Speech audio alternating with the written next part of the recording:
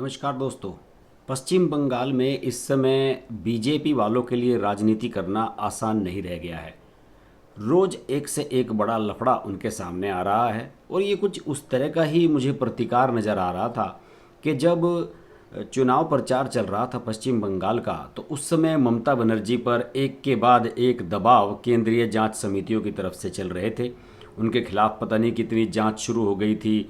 CBI red कर रही थी, ईडी उनके लोगों पर रेड कर रही थी और ममता बनर्जी मौके की तलाश में थी। और अब जबकि बीजेपी सरकार वहां बनाने में विफल रही और उन्हें हार का सामना करना पड़ा है, तो अब परिस्थिति इस तरह की बन गई है कि अब मुझे ऐसा लग रहा है कि ममता बनर्जी लगातार इस तरह का फोकस करके चल रही हैं कि जो बीजेपी वालों ने मेरे साथ किया मैं भी उनके साथ वैसा ही करूं। देखिए, शुभेंदु अधिकारी उनके मेन टारगेट हैं। शुभेंदु अधिकारी को लेकर ममता बनर्जी पहले से ही बड़ी टेंस रही हैं। ममता बनर्जी पर कड़ा प्रहार करने के बाद शुभेंदु अधिकारी ने बीजेपी ज्वाइन की थी और शुभेंदु अधिकारी शुरुआत से ही कुछ ना कुछ ऐसा करते रहे हैं जिससे ममता बनर्जी को बेचैनी रही है। उन्होंने नंदीग्राम में ममता बनर्जी को हरा दिया और अब उसके बाद बीजेपी ने उन्हें बना दिया है नेता प्रतिपक्ष। तो ममता बनर्जी किसी भी तरीके से नहीं चाहती कि शुभेंदु अधिकारी आगे बढ़ें और किसी भी तरीके से उनके लिए चैलेंज बन सके। देखिए, जो पब्लिक अकाउंट्स कमेटी होती है, जिसको पीएसी कहते हैं और जिसको लोक लेखा समिति भी कहा जाता है, ये जो विधानसभा की समिति होती है एक बड़ी इंपॉर्टेंट समिति होती है। वैसे तो बहुत सारी समितियां होती हैं, लेकिन ये एक बड़ी इंपॉर्टेंट समिति होती है और परंपरा है कि इसमें जो वहाँ का विपक्ष का नेता होता है उसी को इसका अध्यक्ष बनाया जाता है, जिससे कि वहाँ की विधानसभा की गतिविधियों का हिसाब किताब ठीक तरीके से देखा जा सके और विपक्ष की एक सक्रिय भूमिका उसमें बनी रहे। लेकिन इस बार ममता बनर्जी ने एक बड़ा दांव चला। उन्हें लगा कि अगर शुभेंदु अधिकारी को बना दिया गया तो मुझे दिक्कतें हो सकती हैं, इसलिए उन्होंने बीजेपी छोड़कर टीएमसी में आए अपने पुराने खासम खास नेता मुकुल राय को पीएसी का अध्यक्ष बना दिया और इसका भारी विरोध हो रहा है। इसका विरोध करते हुए शुभेंदु अधिकारी ने राज्यपाल से मुलाकात की है, जगदीप धनखड़ से, और उनसे शिकायत दर्ज कराई है कि देखिए ये गलत है और जो अनुच्छेद धारा के अनुच्छेद 302 है उसका इसमें दुरुपयोग किया गया है और उसका सही तरीके से पालन नहीं किया गया है, इसलिए इस फैसले को बदला जाए। इसका विरोध जताते हुए जो बाकी कुछ और अन्य समितियां होती हैं, उन समितियों में से बीजेपी के जो बाकी विधायक हैं जैसे कि मिहिर गोस्वामी, मनोज टिग्गा, कृष्णा कल्याणी, निखिल रंजन डे, विष्णु प्रसाद शर्मा, दीपक बर्मन, अशोक कार्तनिया, आनंद वर्मन, इन सब लोगों ने भी इस्तीफे दिए हैं और इन सब लोगों ने जाकर मुलाकात की है राज्यपाल से। इन सब स्थिति में क्या है कि ममता बनर्जी को ऐसा लग रहा है अब कि उनके पास मौका है कि वो शुभेंदु अधिकारी पर प्रहार कर सकें, शुभेंदु अधिकारी को वो अपनी ग्रिप में ले सकें और शुभेंदु अधिकारी को आगे न बढ़ने दें। पिछले दिनों एक बहुत इंपॉर्टेंट मामला हुआ था। आपको याद होगा कि शुभेंदु अधिकारी का एक बॉडीगार्ड हुआ करता था सुब्रत चक्रवर्ती, और 13 अक्टूबर 2018 को वो संदिग्ध हालत में मरा हुआ पाया गया था और पुलिस को आशंका थी कि शायद उसने खुद को गोली मार ली है, आत्महत्या की है।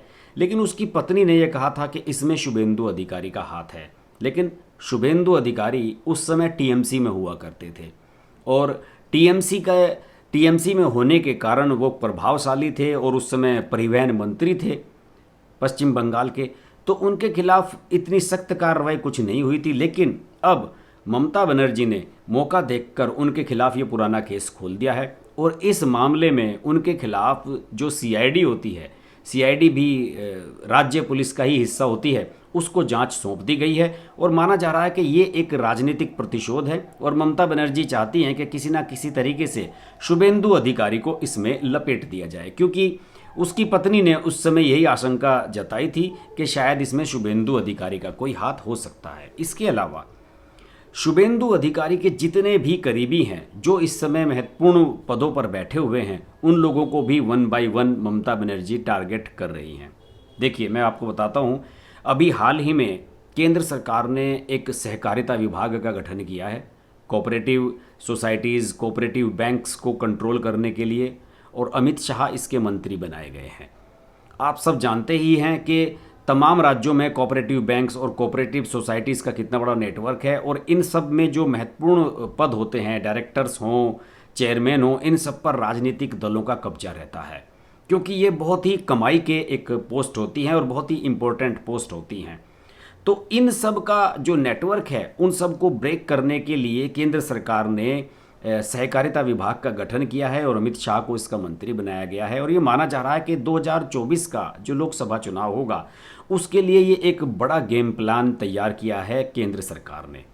और दूसरी ओर इसका महत्व इस बात से पता लगता है कि शुभेंदु अधिकारी जो पश्चिम बंगाल में इस समय नेता प्रतिपक्ष हैं, वो 3 कोऑपरेटिव बैंक्स के चेयरमैन हैं, और उनके खिलाफ भी ममता बनर्जी और टीएमसी के नेताओं ने अभियान शुरू कर दिया है। यही नहीं, शुभेंदु अधिकारी के जितने भी करीबी लोग खास पदों पर बैठे हुए हैं, उन सबको हटाने की कोशिशें तेजी से शुरू हो गई हैं। एक नया उदाहरण इसमें मिला है, Tamluk Ghatal central cooperative bank है, उसमें शुभेंदु अधिकारी के करीबी गोपाल माइती जो है वो चेयरमैन है, और उनको हटाने की कोशिश शुरू हो चुकी है। और उनको हटाने की कोशिश कौन कर रहे हैं?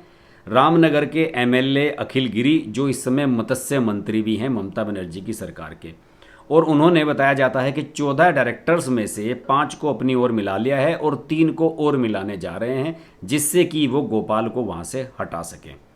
आपको मैं बता दूं कि जो मेदिनीपुर जिला है, उसकी जितनी भी सहकारिता की राजनीति है, उस पर स्वाभाविक रूप से, चूंकि शुभेंदु अधिकारी का ये इलाका है, अधिकारी परिवार का इलाका है, उनके पिता भी सांसद रहे, विधायक रहे, उनके भाई, उन सब के परिवार का इन पर लगभग 3 दशकों से कब्जा है, इनके सहकारिता की राजनीति पर। शुभेंदु अधिकारी जो है वो कांथी सहकारिता बैंक के चेयरमैन हैं। इसके अलावा वो विद्यासागर कोऑपरेटिव बैंक और कांथी कार्ड सहकारिता बैंक, इसके भी चेयरमैन हैं। और इन तीनों पदों से हटाने की प्रक्रिया उनके खिलाफ चल रही है। बताया जाता है कि उनके खिलाफ जो सहकारिता विभाग है पश्चिम बंगाल का, वो खुद एक्टिव है कि कांथी सहकारिता बैंक के चेयरमैन पद से शुभेंदु अधिकारी को हटाया जाए। इससे पहले पश्चिम बंग सनातन ब्राह्मण ट्रस्ट के सचिव पद से शुभेंदु के करीबी श्रीधर मिश्र को हटवा दिया गया। पिछले हफ्ते तमलुक ताम्रलिप्त जन कल्याण समिति के अध्यक्ष पद से भी शुभेंदु अधिकारी को हटवा दिया गया। ब्राह्मणों में अच्छी पहचान है शुभेंदु अधिकारी की, तो ममता बनर्जी धीरे धीरे उन्हें सब जगह से सीमित करना चाह रही हैं। ऐसी स्थिति में पिछले दिनों शुभेंदु अधिकारी ने अमित शाह से मुलाकात की थी और उन्होंने केंद्र से मदद भी मांगी है और बीजेपी संगठन से, हाईकमान से मदद मांगी है कि उनके खिलाफ ममता बनर्जी ज़बरदस्त साजिश कर रही हैं और उसमें उन्हें उनकी सहायता की दरकार रहेगी। हालांकि उन्हें जूट आयोग का चेयरमैन बनाया गया था विधानसभा चुनाव होने से पहले ही शुभेंदु अधिकारी को, लेकिन इसके बावजूद भी शुभेंदु अधिकारी के पास अभी उस तरह का कोई स्ट्रेंथ या कोई इस तरह का मजबूत पद नहीं आया है जिससे कि वो ममता बनर्जी का वो मुकाबला कर सके। लेकिन ममता बनर्जी का वो मुकाबला डटकर कर ही रहे हैं, कोशिश कर रहे हैं कि किसी भी ना किसी तरह ममता बनर्जी को काउंटर अटैक किया जाता रहे। और जो पीएससी का मामला हुआ है, मुकुल राय को जिसका चेयरमैन बनाया गया है, उस मामले को जिस तरीके से उन्होंने उठाया है, निश्चित रूप से इस मामले में काफ़ी टेक्निकल फंडे आने वाले हैं। लेकिन इतना तो तय है कि पश्चिम बंगाल में बीजेपी और इसके सपोर्टर्स के लिए राजनीति करना ममता बनर्जी ने अब दूभर कर दिया है और 1 बाय 1 सबको टारगेट वो बना रही है। देखते हैं इससे शुभेंदु अधिकारी किस तरीके से निपट पाते हैं, बीजेपी हाईकमान किस तरीके से अपने लोगों की हेल्प कर पाती है। हम पश्चिम बंगाल की राजनीति पर लगातार नज़र बनाए रखते हैं। अगर आपको मेरा ये वीडियो अच्छा लगे तो इसको लाइक करें, शेयर करें, कमेंट्स के माध्यम से अपना फीडबैक दें और मेरे चैनल को अगर सब्सक्राइब नहीं किया तो सब्सक्राइब तुरंत कर लें। और अगर मुझसे लाइव जुड़ना चाहते हैं तो नोटिफिकेशन के लिए बेल आइकन प्रेस कर लें।